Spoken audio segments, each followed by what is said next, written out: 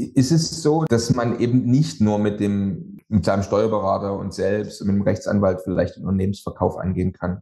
Mit wie viel Vorlaufzeit muss ich rechnen, bis so ein Verkauf dann in trockenen Tüchern ist? Wie lange dauert das Ihrer Erfahrung nach und wie schwierig ist das, jetzt einen passenden Käufer zu finden? Was antworten Sie, wenn Sie jetzt jemanden fragt, was kriege ich dann dafür? Da kann man ja keine kurze Antwort geben wahrscheinlich, oder?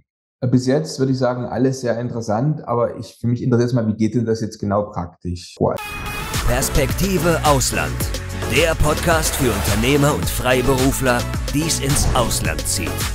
Egal ob Steuerplanung, Auslandsfirmengründung oder Lifestyle-Fragen. Hier geht's jede Woche zur Sache. Und hier sind deine Gastgeber, Daniel Taborek und Sebastian Sauerborn. Dann sage ich nur herzlich willkommen. Wir sprechen ja jede Woche eigentlich mit interessanten Menschen aus interessanten Ländern, weil wir ja unsere Mandanten und Zuschauer gerne informieren über neue interessante Wohnsitzorte oder Unternehmenssitze. Aber mitunter ist es eben auch notwendig, bevor man auswandern kann, dass man seine Gesellschaft, sein Unternehmen im Land ordentlich schließt, vielleicht auch übergibt oder eben verkauft. Und deswegen freuen wir uns heute mal einen ausgewiesenen Experten bei uns zu Gast zu haben, der dort auch unseren Mandanten, unseren Zuschauern und Zuhörern zur Seite stehen kann und sie in diesem wichtigen Prozess des Verkaufs eines Unternehmens dann auch begleitet. Lieber Herr Kluge von der Firma Covendit, wir sind sehr froh, dass wir Sie heute bei uns haben. Stellen Sie sich doch unseren Zuschauern und Zuhörern einmal selbst vor. Sehr gerne. Danke, dass ich dabei sein kann. Reinhard Kluge ist mein Name. Ich bin einer von 4 Partnern bei Covendit. Wir sind ein inhabergeführtes M&A-Beratungsunternehmen. Das heißt, wir beraten explizit Unternehmer im Mittelstand beim Verkauf, beziehungsweise bei der Suche nach einem Nachfolger oder eines Investors für ihr Unternehmen. Wir machen das seit 7 Jahren mit der Covendit als eigene Firma. Wir haben 2 Standorte in Frankfurt und Berlin. Und um Ihnen so ein Gefühl zu geben, wir machen so 15 Transaktionen im Jahr, haben da also einen guten Überblick über den Markt. Sind nicht branchenfokussiert, sondern sind ein Prozessspezialist, der den Unternehmer unterstützt, eine optimale Lösung für seine Nachfolge und seinen Unternehmensverkauf zu finden. Klasse, war eine super Vorstellung. Vielleicht noch mal eine Frage an Sebastian. Sebastian, du hast ja sehr viele Mandantengespräche mit Personen, die sozusagen aus Deutschland, Österreich, Schweiz ausflacken. Wie wichtig siehst du das, dass man dort einen kompetenten Partner an der Seite hat, der einen begleitet, unterstützt beim Unternehmensverkauf? Und wie häufig kommt dir das so unter, dass du einfach mit Mandanten zu tun hast, wo du sagst, Mensch, die brauchten eigentlich hier Unterstützung bei dem Thema? Ja, das ist eine sehr gute Frage. Also das ist doch immer wieder eigentlich bei uns ein Thema. Wir haben ja auch hier schon vielfach bei verschiedenen Gesprächen und Videos und Interviews über das Thema Wegzugsteuer gesprochen. Die Wegzugsteuer ist ja doch eine erhebliche Belastung für jeden Besitzer an inländischen und ausländischen Kapitalgesellschaften, der ins Ausland zieht, ist extrem teuer. Und für viele, die dann sowieso damit liebäugeln, sage ich mal, das Unternehmen zu verkaufen, ist es dann sozusagen hier der letzte Grund, sich dann tatsächlich auch für den Unternehmensverkauf zu entscheiden vor dem Umzug. Also das kommt tatsächlich regelmäßig vor. Und bei vielen, das sind jetzt ja nicht unbedingt Venture-Kapital finanzierte Unternehmen, wo man ja von Anfang an, sage ich mal, den Exit und so mit einplant und auch dann sein Unternehmen schon so strukturiert und mit Investoren ständig hier zu tun hat, sondern das sind meistens inhabergeführte Unternehmen, die denken nie an den Exit und auf einmal muss es jetzt überlegen, okay, ich muss das Unternehmen verkaufen, was sind eigentlich die wichtigen Dinge, auf was muss ich eigentlich achten, wie kann ich sicherstellen, dass ich nicht über den Tisch gezogen werde, wie kann ich mein Unternehmen Mehrwert machen, was sind Dinge, die ich unbedingt vermeiden muss. Also wie gesagt, meistens bei den Mandanten von uns, außer man hat schon mal ein Unternehmen verkauft, betreten da dann die Unternehmer komplettes Neuland und brauchen unbedingt eben jemanden an der Hand, der sie diesbezüglich dann auch kompetent berät und das Maximale für sie rausholt. Das ist natürlich am Ende das Wichtigste. Mit Vorbereitung und unvorbereitet sein, glaube ich, extrem wichtig und entscheidend, ja, weil es braucht halt auch eine gewisse Phase, um einen Unternehmenswert auch optimiert zu haben. Ja, und was Sie ansprechen, dass man sich da rechtzeitig drum kümmert oder zumindest eine gewisse Zeit ins Land gehen lässt, um sich da vorzubereiten und dann auch die Berater dazu nimmt, Steuerberater, Anwälte und auch eben den M&A-Berater ist extrem wichtig. Da haben Sie gerade einen guten Punkt angesprochen. Viele denken ja, dass sie den Unternehmensverkauf vielleicht alleine hinkriegen, einfach nur mit ihrem Rechtsanwalt und Steuerberater. Vielleicht können Sie noch mal ganz kurz ergänzen. Sie haben ja da viel Erfahrung schon gehabt. Wahrscheinlich sind auch hin und wieder Mandanten zu Ihnen gekommen, die schon mal gescheitert sind mit dem Unternehmensverkauf und dann sagen, so jetzt will ich es mal richtig angehen. Ist es so, dass man, oder wie würden Sie das argumentieren und begründen, dass man eben nicht nur mit seinem Steuerberater und selbst und mit dem Rechtsanwalt vielleicht den Unternehmensverkauf angehen kann? Also der Unternehmensverkauf ist ja, wie Sie da auch richtig sagen, oft was Einmaliges, sagen wir, in dem Lebensablauf eines Unternehmers. Ja. Das ist jetzt kein Tagesgeschäft und auch oft für die Steuerberater eben auch nicht. Ja. Und der Prozess an solches ist, würde ich mal sagen, kompliziert und vielgestaltet, ja, dass man da sich wirklich jemanden an die Hand nehmen sollte, der sich auskennt. Zum einen, um im einfachsten Fall die Arbeitslast zu stemmen, aber eben auch, um ein neutraler Ansprechpartner für potenzielle Käufer zu sein. Ja, einfach, dass man sich da, wie so ein Feuerwand, muss man sich das vorstellen, wie ein Wellenbrecher, ja, weil im Endeffekt der Unternehmer selber ist meistens der Entscheider, der Chef, ja, der hat keinen, hinter dem er sich verstecken kann. Ja, und auf der anderen Seite sind dann Leute, die kommen mit Beratern oder die kommen mit einer Hierarchie im Unternehmen und der Unternehmer steht da alleine. Ja, wenn der was sagt, gilt's, ja, weil er halt der Chef ist und keinen anderen vorschieben kann. Allein da ist ein Berater Gold wert, ja.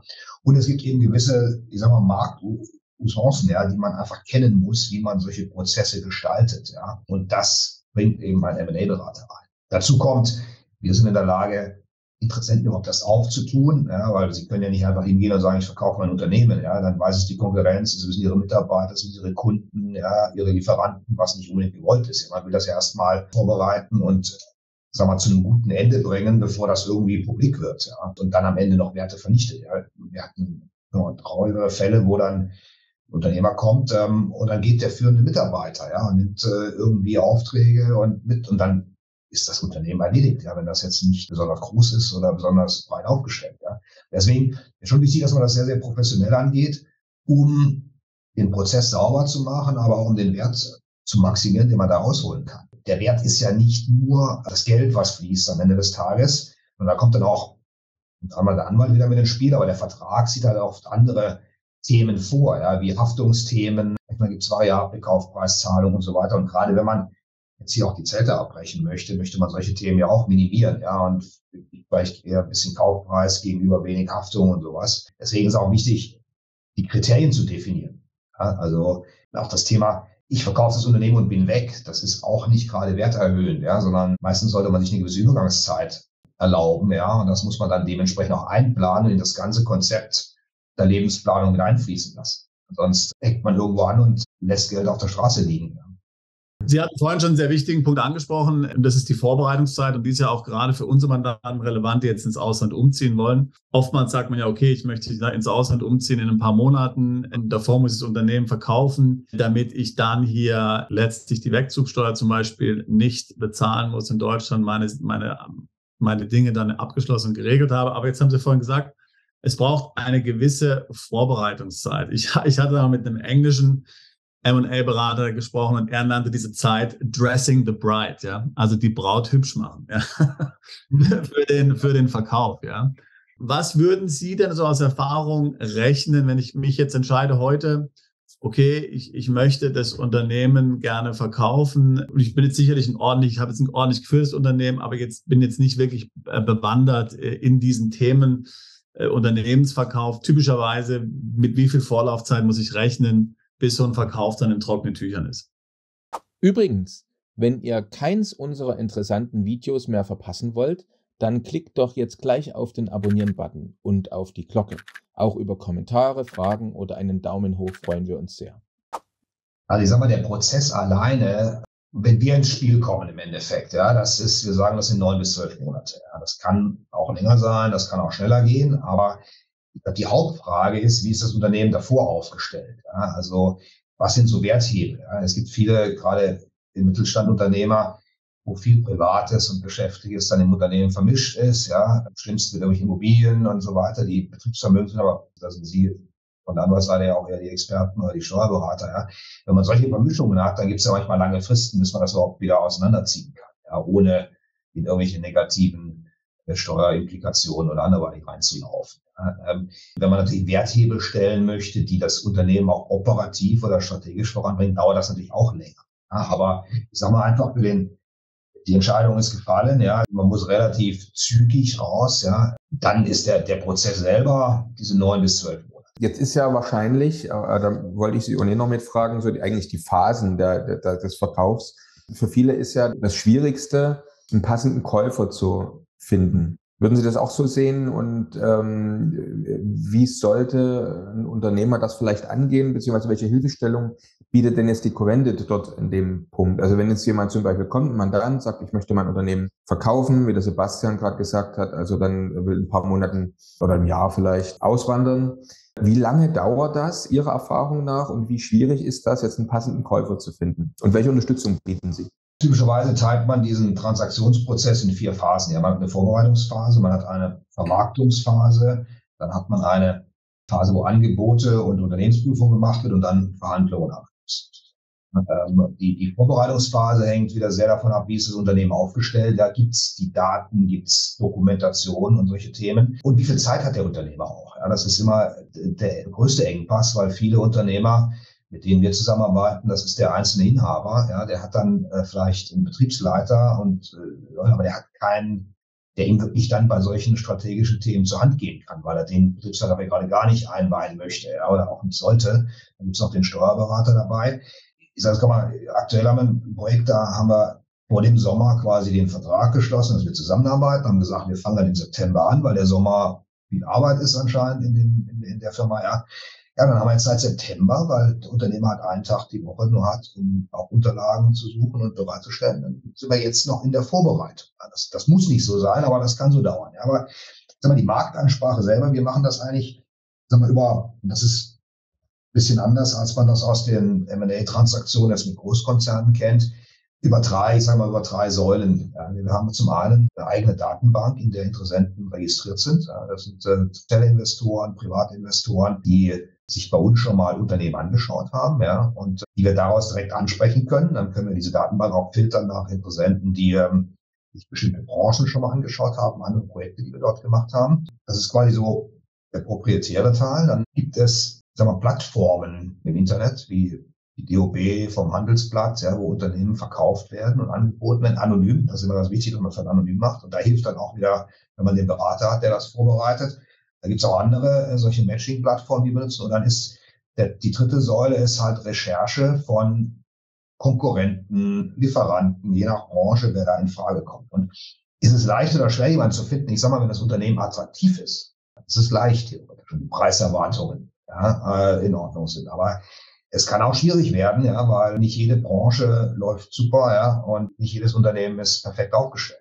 Also wir sind gerade die Woche mit einem Unternehmen rausgegangen, das in einer sehr interessanten Software-Nische tätig ist. Ja, da hat man an einem Tag 50 Anfragen, wenn man raus ist. Ja, das ist schon sehr, sehr viel dann. Ja, aber bei anderen, ja, da muss man den Leuten hinterherrennen. Das ist schwierig. Da hat man am Ende vielleicht dann den einen, den man braucht.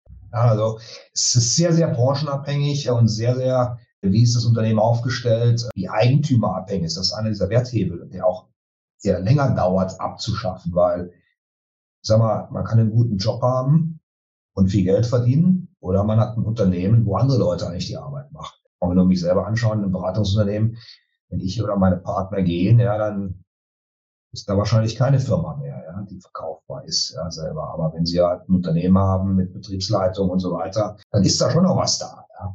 Der Test kann man in Urlaub gehen und es läuft besser, als wenn man da ist. Ja. Wenn das so ist, dann haben Sie ein gutes Unternehmen. Ja, ich fand das, ich weiß gar nicht, ob das Ford war, der mal gesagt hat, oder irgendeiner dieser großen Automobilkonzernchefs, er hätte sich zur Angewohnheit gemacht, nur Mitarbeiter einzustellen, die besser sind als er selbst. Fand ich damals auch einen interessanten Lehrsatz. Ne? Und viele Unternehmer haben sich eben leider zur Angewohnheit gemacht, suchen gerne Mitarbeiter, die sie belehren können, die sie schön führen können, denen sie was beibringen können, weil sie das gerne machen.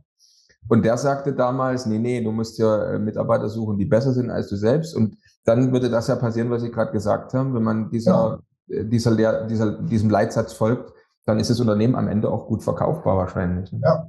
Jetzt eine ganz wichtige Frage, die natürlich Mandanten haben, vielleicht sogar immer die erste Frage ist, was kriege ich dafür? Ja, ich habe schon zum Teil Mandanten erlebt, die haben komplett unrealistische Vorstellungen, sowohl nach unten als auch nach oben. Also es gibt welche, die denken, sie haben da mordsmäßig was aufgebaut Und eigentlich, wenn man das anschaut am Markt, also es ist später schwieriger, was zu finden. Andere haben jetzt eigentlich erwarten gar nicht so viel, aber im Grunde genommen haben sie da was wirklich Interessantes im Grunde aufgebaut. Natürlich gibt es da viele Parameter, wie Sie jetzt gesagt haben, in anderen Branchen. Also ich kenne das aus der Steuerberatungsbranche. Wenn man jetzt so eine Steuerberatungskanzlei verkauft, ist es sehr einfach meistens. Da gibt es ein Multiple basierend auf den jährlichen Fees und so. Also das ist nicht so schwierig, aber es kann ja durchaus komplex sein in vielen Branchen. Was antworten Sie, wenn Sie jetzt jemand fragt, was kriege ich dann dafür? Da kann man ja keine kurze Antwort geben wahrscheinlich, oder?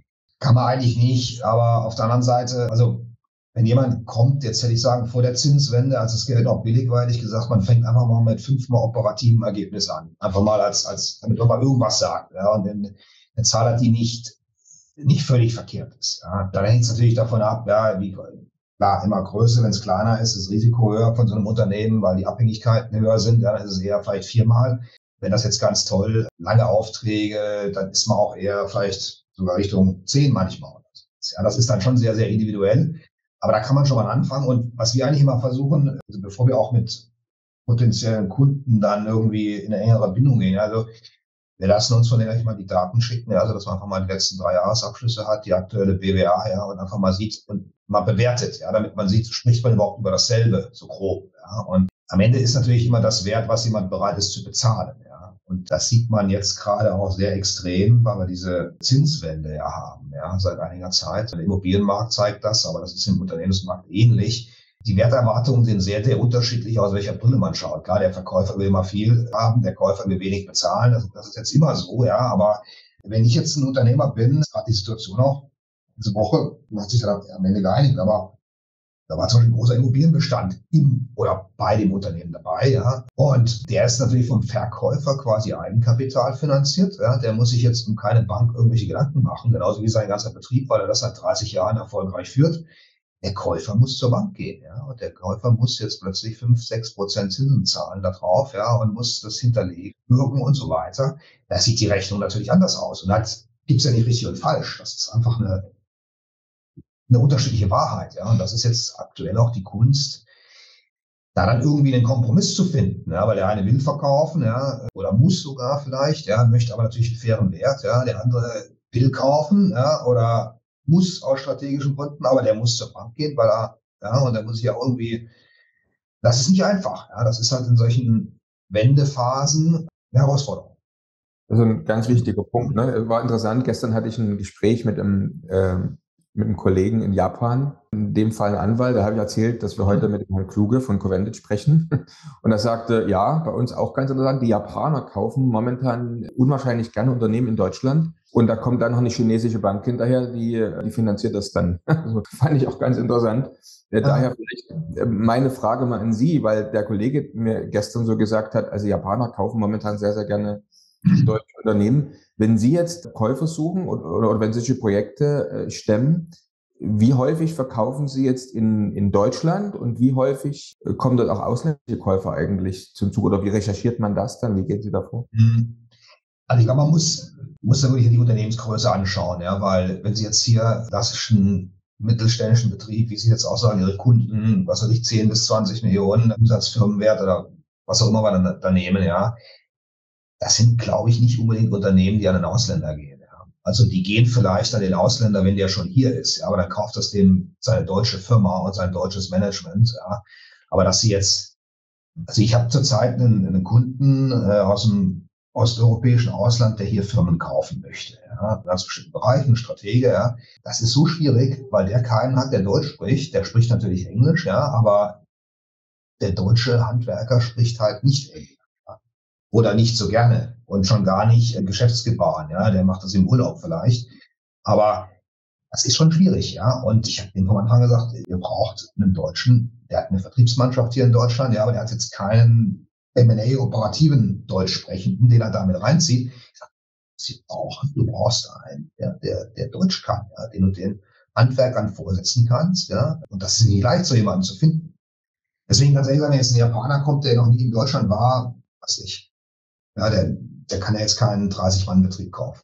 Ja, guter Punkt, auf alle Fälle. Also wir haben schon eine ganze Menge gelernt jetzt von Ihnen. Wir haben jetzt gehört, es gibt die 4 Phasen des Unternehmensverkaufs. Wir haben auch schon mal gehört, wenn es sozusagen losgeht, jetzt kommt ein Mandant zu Ihnen, was muss er Ihnen, damit Sie erstmal sozusagen ans Laufen kommen, was muss er Ihnen abgeben? Haben Sie gesagt, die letzten 3 Jahresabschlüsse, eine aktuelle BWA, das wäre sozusagen mal so das fürs Erstgespräch dann sozusagen wichtig. Ja, das ist auch erstmal unverbindlich und auch kostenfrei, aber dass man einfach sich mal einordnet, worum geht's, ja, das ist wichtig. Genau.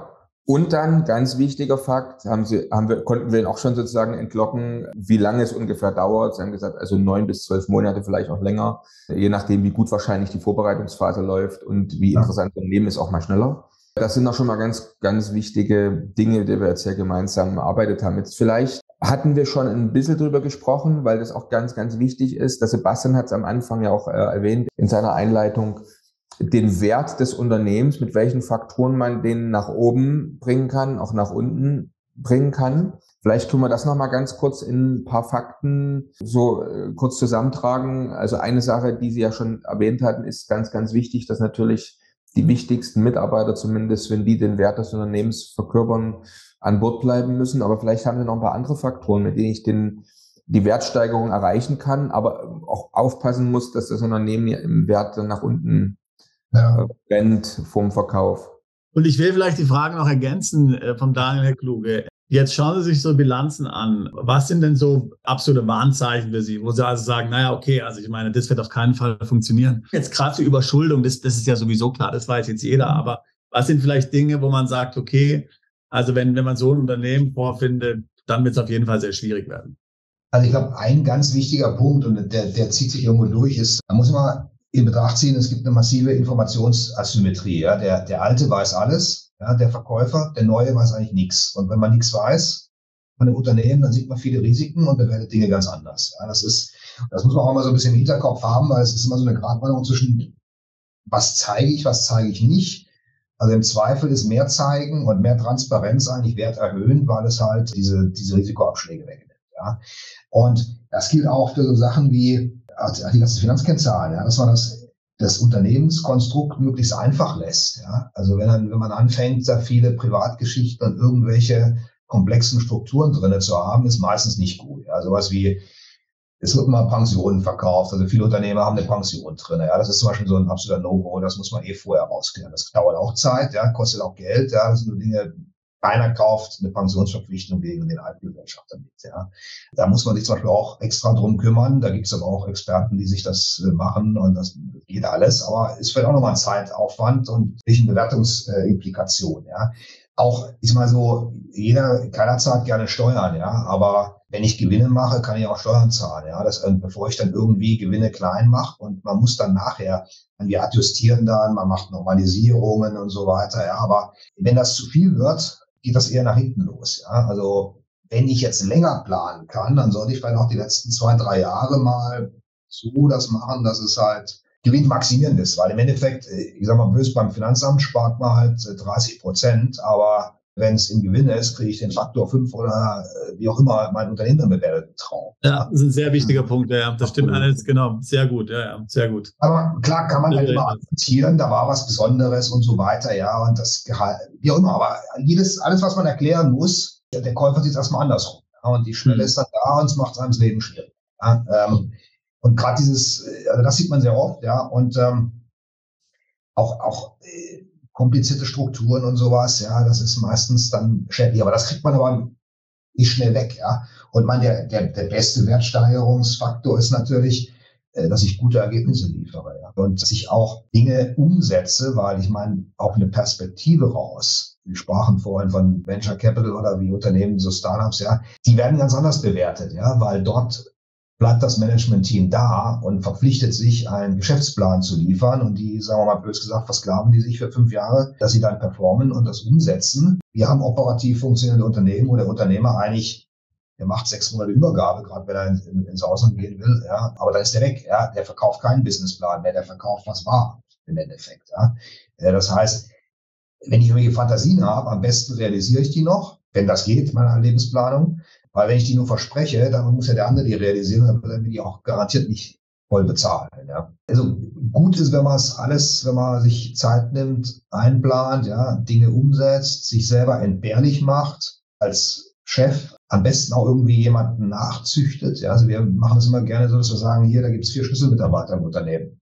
Wir gründen das auch. Also jeder weiß, dass der strategische Kopf meistens der Inhaber ist. Ja, aber da kann zumindest mal, da gibt es einen, wenn es ein Produktionsbetrieb ist oder macht die Produktion, ja, wenn es irgendwie Vertrieb ist, dann macht er vielleicht den Vertrieb und so. Das hat nicht alles beim Chef, was ja doch oft vorkommt.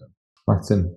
Interessant. Wir haben immer wieder mal erlebt bei ähnlichen Projekten, wo es dann auch um Unternehmensverkauf ging, dass es tatsächlich auch, ich sage mal, Branchen gibt, die am Sterben sind, sage ich es mal so, weil die zum Beispiel die Chinesen einfach hier so schnell aufholen, dass man hier letztlich schon seit Jahren mit sinkenden Umsätzen rechnen muss, vielleicht oder zu kämpfen hat. Man muss auch vielleicht kann man auch die Marke verkaufen, die ist noch ganz gut, aber obwohl das Unternehmen noch einigermaßen gut funktioniert, kann man absehen, also das wird nicht mehr lange funktionieren. Haben Sie da auch Erfahrungen gemacht und sind da bestimmte Branchen, wo Sie sagen können, also das kann man vergessen? Also was natürlich sehr gut ist, wenn das Unternehmen ein Unternehmen ist, wo jemand es kaufen muss, ja, in Anführungszeichen, weil es einfach irgendwie ein Alleinstellungsmerkmal, ein tolles Produkt oder irgendwie irgendwas Besonderes hat. Ja, das ist natürlich jetzt, wenn man ehrlich gesagt ist, bei den meisten kleineren mittleren oder mittleren Mittelständlern nicht unbedingt der Fall, ja, weil da ist ja keiner, also es gibt natürlich diese Hidden Champions, aber das ist, glaube ich, eine Größenordnung, die jetzt nochmal eine Nummer über dem liegt, was wir jetzt hier ansprechen. Ich meine, es gibt natürlich schon auch in solchen schrumpfenden Märkten Chancen. Ja. Also wir haben mal eine Firma verkauft, die machten Recycling generell, ja, aber insbesondere Recycling von Röntgenbildern. Und das ist natürlich ein Markt, der ist irgendwann tot, ja, weil wir machen das heute alles digital, keiner hat mehr Röntgenbilder auf, ja, aber stimmt halt doch nicht, ja, weil es Archivierungsvorschriften gibt. Die Röntgenärzte müssen das irgendwie x Jahre aufheben. Das heißt, die nächsten 10, 20 Jahre wird es dann einen Markt für geben. Und da wurde halt viel von diesem Recyclingkapazität aus dem Markt genommen. Am Ende gab es noch irgendwie einen großen und eben unseren Kunden. Ja, und das ist dann schon, obwohl das ein endlicher Markt ist im Endeffekt, irgendwann, ja, aber gerade in so einem Umfeld kann man doch noch erfolgreich agieren. Ja. Mir hat mal jemand erzählt, das war jetzt kein Kunde, das war aus dem Netzwerk jemand, das war Anfang Corona-Zeiten und die waren investiert, hatten eine Portfoliogesellschaft, die stationären Modevertrieb, also irgendwie ganz hochpreisige Fashion machte, ja, wo halt die Chinesen, die hier nach Europa kommen, das kaufen. Und dann kam der Lockdown und die dachten, die Firma können sie komplett abschreiben, ja, weil die einfach kaputt geht. Ja. Und die haben die aber dann, die hatte keine Internetpräsenz vorher schon, sagte er so. Aber die haben das über ein ganz spannendes Influencer-Marketing dann diese Firma ganz schnell umgedreht und haben in den Corona-Zeiten mehr Geld verdient als vorher. Also ich weiß nicht, ob es stimmt, ja, ich habe es noch nicht nachrecherchiert, aber es kommt oft drauf an, was man halt mit solchen Situationen dann macht und damit umgeht. Und wahrscheinlich kann man auch in schrumpfenden kleinen Märkten, wo Konkurrenz groß ist, wenn man sich da irgendwie besonders positioniert, ja, doch was reißen. Interessant. Ja, das sind gute Beispiele. Ja, das sind tolle Beispiele. Ja, sehr interessant. Zu dem, was wir vorhin gerade gesagt haben, dass man mitunter auch ein Unternehmen kaufen muss, fiel mir ein, dass in der Schweiz gibt es ja Victorinox und der größte Konkurrenz war damals ja Wenger. Und Victorinox, ich hatte damals auch mit denen geschäftlich zu tun, haben wir dann erzählen immer gerne die Story, sie mussten Wenger kaufen, weil sie hatten Angst, dass die Chinesen Wenger kaufen und dann letztendlich dieser Brand an China geht und dann wird am Ende dort mit diesem Brand werden mit einem Schweizer Namen dann produziert werden. Dann man musste einfach sozusagen kaufen. Was ist das? Das natürlich auch in unserer Situation. Also da kann man froh sein, wenn man vielleicht ein Unternehmen hat, wo man sagt, mein Konkurrent muss mich kaufen, ansonsten geht's ihm an die Substanz. Ja. Mag sein. Jetzt stelle ich mir so vor, wenn ich jetzt also Zuhörer wäre, bis jetzt würde ich sagen, alles sehr interessant, aber für mich interessiert es mal, wie geht denn das jetzt genau praktisch vor? Also sprich, Sie hatten die 4 Phasen ja schon eingangs erwähnt, also die Vorbereitungsphase, dann die Akquisephase, dann Angebote und Prüfung vom Unternehmen im Endeffekt, ja, und dann Wandlung, ja. Wie kann ich mir das vorstellen? Also wir haben jetzt schon erfahren, also ich mache so mein Erstgespräch mit Ihnen. Haben Sie da so einen Fragebogen, wie auch immer? Dann kommt es ja dazu, dass ich Ihnen meine 3 Jahresabschlüsse und die BWA vielleicht gebe.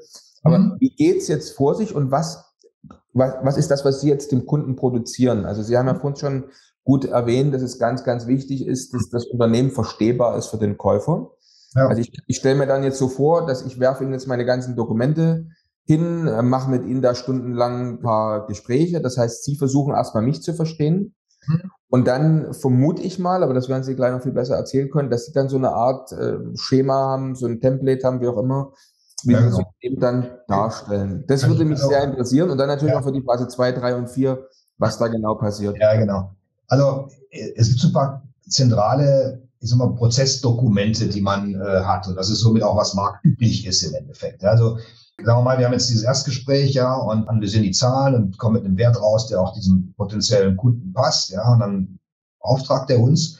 Dann haben wir eine Anforderung, eine Anfrageliste von verschiedenen Unterlagen, die wir halt brauchen, um im Endeffekt man nennt das Informationsmemorandum zu erstellen. Das Informationsmemorandum muss man sich vorstellen wie eine Broschüre, die dieses Unternehmen beschreibt, ja, mit Klarnamen, mit Finanzen, was zu den Mitarbeitern, zu den Produktionsprozessen, je nachdem, was es halt auch für eine Branche ist, ja, und das sind so, ich sag mal, 20, 30 Seiten, ja. Manchmal sind es auch mehr, je nachdem, ja. Und diese Unterlage ist dafür gedacht, dass potenzielle Käufer sich ein genaues Bild von dem Unternehmen machen können und auf dieser Basis ein Angebot. Jetzt ist diesem Dokument vorgeschaltet, diese anonyme Ansprache im Markt, ja, wo man natürlich jetzt nicht dieses große Dokument benutzt, sondern haben wir einen Extrakt. Das ist so ein Zweiseiter, der anonym ist, ja, und der aber das Unternehmen so grob beschreibt. Ja, und die Beschreibung hängt dann natürlich so ein bisschen ab, wie spezifisch das Unternehmen ist. Ich sag mal ein spezielles Softwareunternehmen aus dem Rhein-Main-Gebiet hier, ja, dann muss man aufpassen, ja, weil wenn man sagt, die machen Testdatenmanagement, ja, dann weiß man genau, welche Firma das ist. Ja. Das heißt, das muss man dann breiter beschreiben. Ich meine, wenn es jetzt der Schreinerbetrieb ist oder irgendwie unser Sanitärbetrieb, dann muss man es wahrscheinlich nicht so genau, kann man es genauer beschreiben und kann sagen, wo es ist, ohne dass man Rückschlüsse zieht. Und dieses zweiseitige Dokument gibt Kurzbeschreibung, gibt die Highlights des Unternehmens, gibt Finanzen, also grob, ja. Und dieses Dokument benutzen wir eben über diese 3 Kanäle, über die wir gehen, um Interessenten anzusprechen. Das tun wir auf unserer Webseite, das ist bei der Deutschen Unternehmerbörse, da schicken wir unseren Newsletter an Interessenten, da schicken wir an diese, nennt das Longlist, wo man halt strategische Käufer und so weiter drauf hat. Ja. Wenn die dann weitergehendes Interesse haben, müssen die eine Vertraulichkeitserklärung unterschreiben, ja, damit sie halt zusichern, die Unterlagen, die sie dann in der Folge erhalten, vertraulich zu behandeln. Wenn wir die kennen, dann geben wir das an unseren Kunden weiter, der gibt das frei, wir lassen alles freigeben. Das ist immer ganz wichtig, dass auch für den Unternehmer, es geht nichts raus, was er nicht freigegeben hat an irgendjemanden. Ja, also er weiß immer, an wen Dinge gehen, ja, mit Klarnamen. Also dieser Teaser, der anonym ist, der ist ja so öffentlich. Und wenn wir diesen Interessenten nicht kennen, dann füllt er uns noch so ein kurzes Fragebogen aus, dass man so ein bisschen einschätzt, ja, kann der sich das überhaupt leisten und so weiter. Ja, also das ist ja ein bisschen ein Lebenslauf, wenn es eine Privatperson ist, ja, oder eine Unternehmenspräsentation oder was, ja, dass man das ein bisschen einschätzen kann, falls man den nicht kennt. Mhm. Ein breites Netzwerk oder fragt bei anderen Beratern, ja, die man kennt. So, und dann hat man im Endeffekt, und nach dieser Vertraulichkeitserklärung geht diese längere Broschüre dann raus, ja, und mit der Bitte, daraufhin ein Angebot abzugeben. Da gibt es dann manchmal noch Telefonate, das sind auch Dinge, die dann wir dem Verkäufer natürlich abnehmen, der muss noch gar nicht in Erscheinung treten. Und dann bekommt man ein Angebot oder eine Interessenbekundung, ja, und kann dann diese sammeln erstmal, wenn man ein paar hat, und dann vergleichen, gucken, wie passen die zusammen, die den Kunden vorstellen. Und dann kann man da sagen, mit wem ist es interessant, weitergehende Gespräche zu führen. Da macht man sowas, wie man sagt, eine Managementpräsentation. Oft ist es auch nur eine Videokonferenz oder je nachdem, ob das ein interessantes Unternehmen ist, wo man auch vielleicht vor Ort mal sein muss, kann man da schon mal einen Termin machen. Hängt dann auch immer ein bisschen zusammen, wie ist die Nachfrage. Ja, wenn da jetzt viele kommen, dann kann man das natürlich stärker filtern. Bei wenig Interesse muss man auch mehr auf die Interessenten dann im Endeffekt eingehen, ja, bei einer Stange zu halten. Ja, das ist so ein bisschen ein variabler Prozess. Und das läuft dann im Endeffekt auf den Punkt zu, wo man ein formales Angebot hat. Dann ist man quasi am Ende dieser Vermarktungsphase, ja, und an dem Übergang zur Angebots- oder Due Diligence-Prüfphase des Unternehmens. Und die meisten, Interessenten verlangen dann eine Art Exklusivität. Ja, das heißt, sie möchten der Einzige sein, der jetzt in diesem Verfahren weiter berücksichtigt wird. Aus dem Grund ist auch leicht nachvollziehen. Wenn die das Unternehmen prüfen, müssen die einen Anwalt, einen Steuerberater, andere Berater beauftragen und haben Kosten.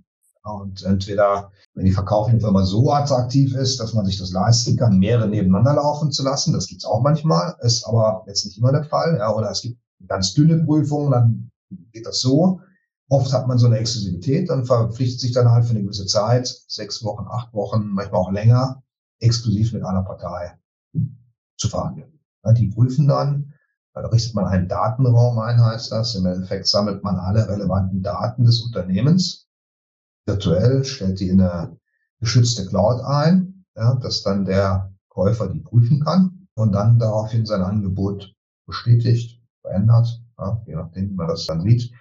Und das ist eben diese Phase, wo ich auch sage, wo Transparenz eigentlich hilft im Endeffekt, weil das, was man dort offenlegt, wird am Ende im finalen Kaufvertrag als offengelegt hinterlegt werden. Ja, das heißt, dafür haftet man dann schon mal nicht. Ja. Das sind so klassische Fälle wie, es gibt ein Verfahren mit einem ehemaligen Mitarbeiter. Ja, dann soll ich das lieber sagen. Ja, das ist bekannt, ja, dann wird es im Preis berücksichtigt. Ja, und dann ist das halt erledigt. Ja, wenn das jetzt plötzlich auftaucht und ich muss 100.000 Euro Abfindung zahlen, dann wird der Käufer sagen, ja, bitte erstatte mir das. Wird das Angebot bestätigt, dass wir einen Kaufvertrag machen. In diesem mittelständischen Fall ist es oft so, dass der Käufer das macht, ja, weil der auch meistens die mehr Ressourcen hat und dann ist der Aufwand da quasi weg vom eigenen Kunden. Manchmal macht man es auch, lässt man noch den Anwalt des Kunden machen. Ja, das ist eigentlich, sagt man, wer schreibt, der bleibt. Da ist immer so ein Satz, ja, ist eigentlich immer besser, wenn man selber vorangeht, aber ist eine Kostenfrage, ja, auch.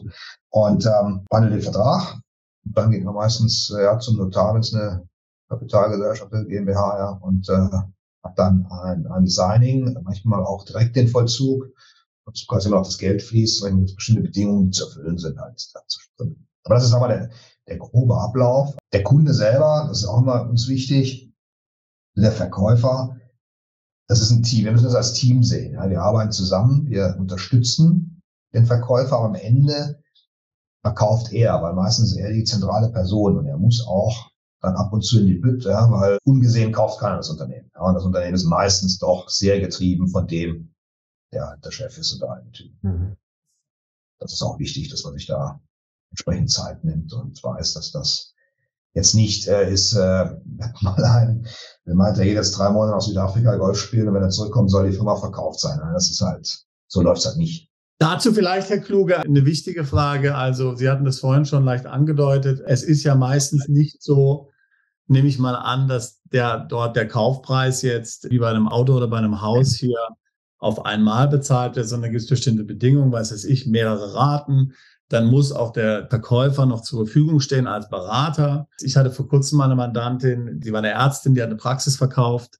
Dann musste sie noch für Gehalt, also sehr großzügiges Gehalt wohlgemerkt, in der Praxis arbeiten für 2 Jahre. Mhm. Es ist doch typisch, es ist ja nicht so, nach meinem Verständnis meistens, dass man dann sozusagen sagen kann, okay, Vertrag unterschrieben und ich bin weg. Also das ist dann noch ein mehrjähriger Prozess vielfach, bis das Ganze dann wirklich, bis ich das dann, ich sage mal, vom Bein habe letztendlich. Ja. Typischerweise ja, sage ich mal, aber es gibt auch schon Kunden, die halt aus welchen Gründen auch immer relativ schnell dann raus wollen. Also muss man gucken, wer die Käufergruppe ist. Zum Beispiel, wenn man früher eine Firma verkauft, da waren die Käufer dann, man nennt es dann MBIs, Management Buy-in, also sagen wir mal private Käufer, die dann selber ins Management gehen. Und da ist halt schon relativ schnell der Alteigentümer dann, also dass der die Geschäftsführung und so niederlegt, sollte man eigentlich schon dafür sorgen, dass das sehr, sehr schnell passiert. Aber man will ja nicht in der Haftung sein für den anderen. Ja. Das sollte man eigentlich sehen, dass das mit Vollzug, also dann beim Notar eigentlich diese Geschäftsführung dann auch niedergelegt wird. Und dass man dann wirklich klar als Berater tätig ist, ja, weil sonst die Risiken sich vermengen und das möchte man eigentlich nicht, ja. Ich würde mal sagen, 3-6 Monate Übergabe ist wahrscheinlich Pflicht, ja, weil es gibt halt bestimmte Dinge, die man irgendwie übergeben muss. Wenn man jetzt sagt, da arbeitet jemand 2 Jahre mit, dann ist das schon irgendwie eine Regelung, die ja honoriert werden muss, klar, wie in dem Fall auch, ja, und dann muss man wissen, will man das auch, ja. Also finde ich dann eher lang, dass man als Berater oder in einem Beirat oder je nachdem, wer der Käufer tätig ist, das sieht man schon häufig, ja. Aber es kommt immer drauf an. Also ihr habt noch den Fall, da war Kunde sogar noch relativ jung und denen war es extrem wichtig, dass sie schnell rauskommen, also Halbjahresfrist oder sowas. Das wurde auch so vereinbart, ja, aber das muss man auch umgesetzt bekommen. Also sie können ja nicht weglaufen. Im Endeffekt stellt sich dann raus, man ist ja mal so mit den Leuten noch im Dialog, ja. Wir hatten extra den Käufer im Endeffekt auch identifiziert und ausgewählt, der das eigentlich zugesagt hat, ja. Aber der hat sich einfach nicht um Nachfolger gekümmert, der neue Eigentümer. Und die waren sogar dann auch lange, auch noch als Geschäftsführer dann da wieder tätig, obwohl die das auch nicht wollten. Aber die können ihre Mannschaft auch nicht stehen lassen. Ja. Das geht ja auch nicht. Ja. So. Aber da ist so ein bisschen Faktisches, also es gibt alles, ja. Aber auch, weil Sie sagten, Kaufpreis nicht sofort bezahlt. Also das sieht man natürlich auch, kommt auch wieder auf den Käufer an. Wenn Sie jetzt, sagen wir mal, einen Konzern kauft oder sowas, dann zahlen das üblicherweise schon sofort. Ja, dann gibt es vielleicht noch irgendwelche Beträge, die wegen Haftungsthemen oder so stehen bleiben oder Garantien. Wenn Sie jetzt solche privaten Käufer haben, dann brauchen die meistens, auch um das finanziert zu bekommen, ein Verkäuferdarlehen nennt man das, dass der Verkäufer halt einen Teil des Kaufpreises quasi in ein Darlehen stundet, ja, das halt dann auch nachrangig ist, also ähnlich Eigenkapital, also damit die Bank halt bereit ist, für die Neuen das zu finanzieren. Das ist eigentlich nicht unüblich. Ja, das muss man sich auch mit anfreunden. Das Geld, ich weiß jetzt nicht, wie die Implikationen dann sind, wenn man das Land verlassen möchte, aber das ist auch steuerlich ein Thema, weil das Geld fließt ja erstmal, das muss man versteuern, hat es aber nicht bekommen sozusagen. Ja, das ist halt, ist ein Thema, ja, was man auch häufig sieht, ist, was man dann Earnout oder Besserungsscheine nennt, gerade wenn man der Bewertung sich nicht einig wird. Ja, dann, der Verkäufer sagt, da ist dieser tolle Businessplan, der sieht so aus, ja, und der Käufer ist natürlich viel konservativer. Und dann sagt man, wenn gewisse Ziele erreicht werden, dann fließt dann zusätzliches Geld. Ja. Das ist immer die Frage, wer verantwortet ist. Der Alte ist eigentlich raus, kann nicht mehr komplett steuern. Also Themen, die man immer hoch und runter diskutieren muss. Aber das ist auch ein Weg, um eine unterschiedliche Kaufpreisvorstellungen halt zu überbrücken und auch um das, ich sagte, diese Informationsasymmetrie, ja, das Risiko, was der Käufer ja hat, der gar nicht alles weiß, um das so ein bisschen auszubügeln, dass man halt sagt, nur wenn das und jenes eintritt. Das kann man zum Beispiel auch schon gesehen, an solche Mitarbeiter binden. Das hat man auch mal bei einem IT-Unternehmen. Da hieß es halt, wenn die Leute in einem Jahr noch alle da sind, dann kriegst du halt nochmal, was auch immer der Betrag war. Das ist, was Sie jetzt gerade sagen, ist natürlich auch ein ganz wichtiger Punkt. Da wollte ich auch noch nachfragen. Was ist denn da Ihre Erfahrung? Wie kann ein Verkäufer positiv darauf hinwirken? Was soll der unbedingt vermeiden und was soll der unbedingt tun, damit die Mitarbeiter nicht panikartig dann sozusagen das Schiff verlassen? Ist ja nie ein sinkendes Schiff, das wäre dann falsch, aber beziehungsweise eben auch in ihrer Produktivität nicht nachlassen oder vielleicht im Unternehmen sogar durch irgendwelche Missverhalten Schaden zufügen. Also ich denke, das ist ein ganz wichtiger Punkt. Ja. Wie helfen Sie denn da jetzt dem Unternehmer? Oder was geben Sie als Ratschlag? Also während des Prozesses ist eigentlich Vertraulichkeit das Thema, ja, dass man das jetzt nicht zu breit streut, ja, also eigentlich gar nicht streut, ja, im Unternehmen, ja. Wobei es auch Fälle gibt. Also man muss sich überlegen, es kann immer was schief gehen, ja, es wird halt doch, streut halt doch irgendwie die Nachricht, ja, was macht man dann, ja, und wenn dann halt der Weltuntergang wäre, dann müsste man halt proaktiv da irgendwie mit umgehen, ja. Und ich meine, eigentlich ist die Nachricht, dass das Unternehmen verkauft wird, ja, eigentlich keine schlechte, wenn man es ehrlich ist, ja, weil heutzutage keiner kauft ein Unternehmen, um die Leute rauszuschmeißen, weil gerade Leute sind ja, die Mitarbeiter sind ja meistens das Kernasset, das Wichtigste an dem Unternehmen, ja, eine funktionierende Mitarbeiterstruktur, Wissensträger und so weiter. Das gilt eigentlich, kann man fast sagen, in allen Branchen inzwischen. Ja. Also wer kauft ein Unternehmen, um die Leute rauszuschmeißen? Das gibt's eigentlich gar nicht mehr. Wenn Sie da mal schauen, da ist dieser eine Inhaber, der älter ist und der irgendwie einen endlichen Wirkungskreis hat, der gibt das ab an jemanden, der entweder neu reinkommt mit neuen Ideen, mit Wachstumspotenzialen, die der Alte vielleicht gar nicht gehoben hat, oder der ein größeres Unternehmen ist, vielleicht auch mit ganz anderen Chancen und so weiter. Eigentlich ist das ja eine positive Sache, auch für die Mitarbeiter, ja, weil meistens ergeben sich neue Möglichkeiten. Gut, klar, es gibt auch Leute, die eher, sagen wir mal, bewahren sind und Angst haben dann und so. Aber gut, okay, da kann man wahrscheinlich da nichts machen. Aber eigentlich ist die Nachricht ja gut. Da ist jemand, der vielleicht in 10 Jahren aufhört, der kümmert sich, der sorgt dafür, es geht weiter, der bringt jemanden Neuen rein. Der Neue ist überzeugt, sonst würde er das nicht machen. Das heißt, er ist auch motiviert. Ob das jetzt ein Konzern ist, ob das ein Privatkäufer ist oder wer auch immer, ja. Klar ändern sich Dinge, aber es gibt Perspektiven und normalerweise ist das was Positives. Naja, also so, da haben Sie es schon mal gut verkauft. Wichtig ist halt, dass der Unternehmer das wahrscheinlich dann auch so gut rüberbringt. Ne? Ich kann mir vorstellen, dass der eine oder andere das mit Ihnen vielleicht auch gemeinsam dann... Ja, also wir sind da eigentlich nicht dabei, ja, aber wir sind ja, sobald der Vollzug ist, sind wir raus im Endeffekt als Berater. Ja, aber meine Empfehlung ist ja oft, man spricht natürlich darüber, dass dann, wenn Tücher im Trockenen sind, der Neue auch mit hingeht, und dann macht man das gemeinsam. Ja, jetzt im Fall, da werden die das dann zur Weihnachtsfeier oder so machen oder man macht es dann Neujahrsbegrüßung oder irgendwie sowas. Ja. In dem Fall ist jetzt auch, da ist ein größeres Unternehmen, übernimmt den, ja, die haben ganz andere Perspektiven und so weiter. Das ist eigentlich Okay, Herr Kluge, es ist total spannend, das Thema. Ich habe das Gefühl, wir könnten ja noch eine ganze Weile länger sprechen und Mandanten, die jetzt Interesse haben, sich da weiter noch zu informieren, haben wir die Möglichkeit, sich direkt an Sie zu wenden. Wie lieben Sie es am meisten, dass man mit Ihnen Kontakt aufnimmt, zum Telefonhörer greift, eine E-Mail schreibt, ein Formular ausfüllt? E-Mail ist eigentlich am besten, ja, aber dann kann man es auch auf jeden Fall und ist nicht gerade irgendwo was, wo es runterfällt. Ja. Also E-Mail sehr gerne, dann ist meine E-Mail gehen. Klasse. Haben Sie noch so einen letzten Appell an unsere Zuschauer und Zuhörer, wo Sie sagen, das ist jetzt meine Message, meine Botschaft, meine Empfehlung, sozusagen als Schlusswort? Vorbereitung, muss ich ein bisschen Zeit nehmen, ist glaube ich, wichtig, ja. Und dann die Experten oder die Know-how-Träger mit reinbringen, ja, was ob das Steuerthemen sind oder andere rechtliche Themen oder eben transaktionsbezogen an jemanden wie uns, ja, dass man halt sich dann ein Bild macht und dann nicht irgendwo reinstolpert und dann stellt man sich da selbst ein Bein, ja. Und das ist, glaube ich, wichtig, weil man macht das normalerweise weder den Unternehmensverkauf noch, sagen wir, das Umsiedeln oder sowas, das macht man ja nicht alle paar Jahre. Ja, das sollte wohl überlegt und geplant sein. Und es ist dann doch ein komplexer Vorgang. Absolut, das stimmt. Eine ganz kurze Frage noch, Herr Kluge, die bekommt bei uns jeder Gast gestellt. Sie sind wahrscheinlich sehr zufrieden mit Ihrem Business und mit dem Ort, wo Sie gerade leben. Aber würden Sie denn mal auswandern in irgendein anderes Land, weil das ja auch unser Thema ist, mit dem wir uns viel beschäftigen? Haben Sie einen Favoriten, wo Sie sagen, das wäre mein Traumland, wenn ich doch nochmal woanders wohnen würde? Ja, vielleicht nicht permanent, aber meine Frau kommt aus den Philippinen. Von daher, da sind wir auch ganz gerne, dass man da mal irgendwie mit halbjährlich oder so, wenn man sich das leisten kann, dann hingeht. Okay, sehr gut. Philippinen sind sehr schön. Dann auf in die Philippinen, genau. Wir müssen auch nochmal einen Podcast über die Philippinen machen. Das haben wir jetzt schon ein paar Mal gehört. Der fehlt uns noch in unserer Liste.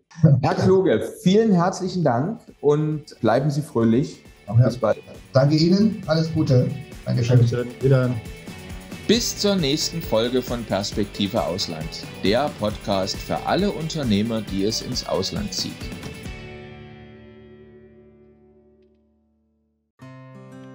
Bist du Unternehmer, Freiberufler oder Investor? Zieht es dich schon lange ins Ausland? Mach heute den ersten konkreten Schritt in eine Zukunft mit mehr Geld und mehr Freiheit. Buche ein Beratungsgespräch mit Sebastian und seinen Kollegen.